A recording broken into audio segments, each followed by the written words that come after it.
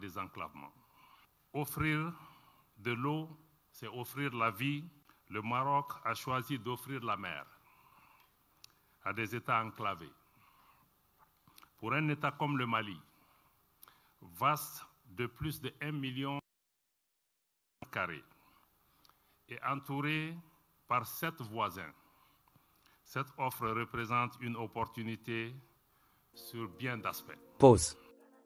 On dit toujours que le bonheur ne vient pas seul.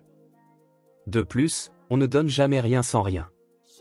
Selon vous, ce n'est pas un cadeau empoisonné que le Maroc essaie de donner à nos États du Sahel? Qui est vraiment derrière tout ça? Je vous explique tout. Le Maroc et l'Algérie ne s'entendent pas bien.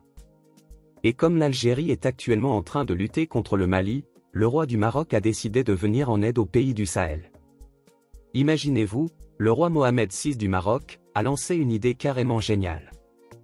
Il veut faciliter l'accès à l'océan Atlantique pour tous les pays du Sahel, dont le Mali, le Burkina et le Tchad. En gros, il veut ouvrir une sorte de chemin pour que ces pays aient plus d'opportunités économiques. C'est comme un super cadeau qui peut transformer toute la région. Concrètement, le roi veut aider ces pays à se transformer économiquement.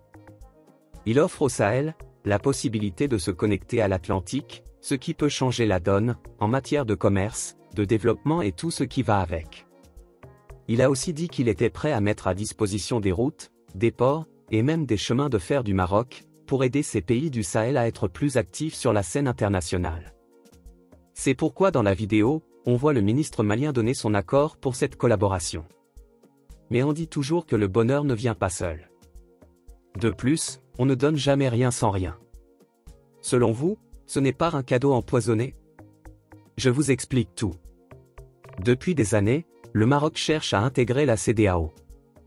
D'ailleurs, il est considéré comme un membre observateur de la CEDEAO.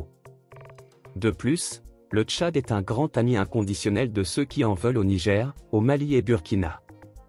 Mais malgré cela, le Maroc a quand même invité l'ambassadeur du Tchad à la réunion avec les États du Sahel. L'océan Atlantique que le Maroc veut faire accéder à nos pays, est-ce sur la base de la solidarité africaine ou un nouvel outil géopolitique? Et pourquoi maintenant? Combien y sont morts? Je vois cela comme une diversion géopolitique. C'est parce que le Pacifique veut se réveiller qu'on tente de nous ouvrir l'Atlantique. Qu'est-ce qui prouve que le prochain pôle d'attraction ne sera pas le Sud? Les États du Sahel doivent beaucoup se méfier. Le cas du Sahel inquiète les gens, parce que c'est la première fois que le monde entier voit une charte comme celle de l'AES, qui s'engage dans les principes fondamentaux de la vie des peuples, sans défendre les intérêts égoïstes des dirigeants.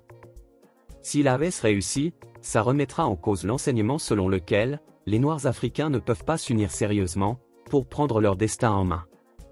Ici, il faut donc être prudent, car il y a quelque chose de très important au Sahel, que tout le monde sait sauf les Sahéliens eux-mêmes. C'était tout pour cette vidéo. Merci de l'avoir suivi et partagez avec moi vos avis sur le sujet en commentaire. Nous allons mieux en discuter.